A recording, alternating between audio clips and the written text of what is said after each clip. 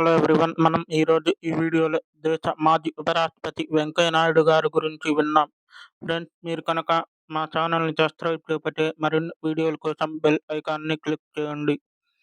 వెంకయ్య నాయుడు గారు ఆంధ్రప్రదేశ్ రాష్ట్రం నెల్లూరు జిల్లాలో చవటపాలెం గ్రామంలో 1949 జూలై 1న కమ్మ వ్యవసాయ కుటుంబంలో రంగయ్య నాయుడు, రమణమ్మ దంపతులకు జన్మించారు.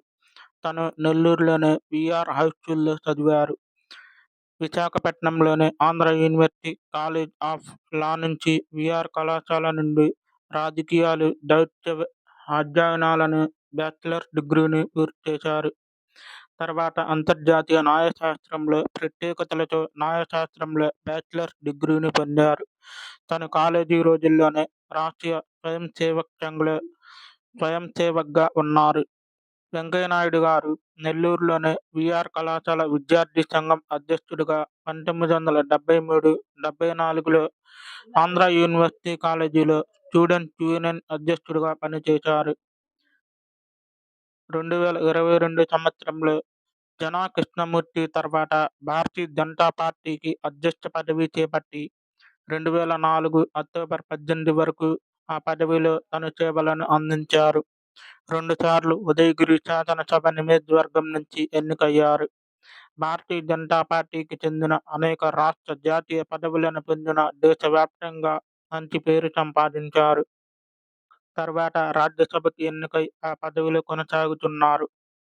2010 మే 8న శాసనసభలో, రాజ్యసభలో భారతీయ జనతా పార్టీ అధ్యక్ష పదవిలో ఉన్నప్పుడు చేసిన ప్రసంగాలను ఆయన మిత్ర బృందం "ఆలు పెరగని గళం, విరామం ఎరగని గళం" పేరుతో ఒక పుస్తకాన్ని విడుదల చేశారు. వెంకయ్య నాయుడు గారు 2002 నుంచి 2004 వరకు భారత జనతా పార్టీ అధ్యక్షుడిగా, తను అటల్ బిహారీ వాజ్పేయి ప్రభుత్వంలో గ్రామీణ అభివృద్ధి కేంద్ర మంత్రిగా పనిచేశారు. వెంకయ్య నాయుడు గారు 2024 సంవత్సరంలో భారత ప్రభుత్వం రెండవ అత్యున్నత పౌర పురస్కారం పద్మవిభూషణ్ను తనను గౌరవించారు.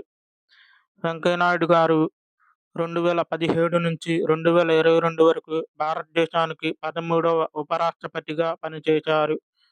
తను నరేంద్ర మోదీ గారి మంత్రివర్గంలో కేంద్ర హౌసింగ్ అండ్ పేదరిక నిర్మూలన, పట్టణాభివృద్ధి, సమాచార ప్రసార మంత్రిగా సేవలను అందించారు. వారు ప్రస్తుతం స్వర్ణ భారతి ట్రస్టీలో సేవలను అందిస్తూ ఉన్నారు. వెంకయ్య నాయుడు గారి గురించి మీ అభిప్రాయాన్ని కామెంట్ రూపంలో తెలియచేయండి.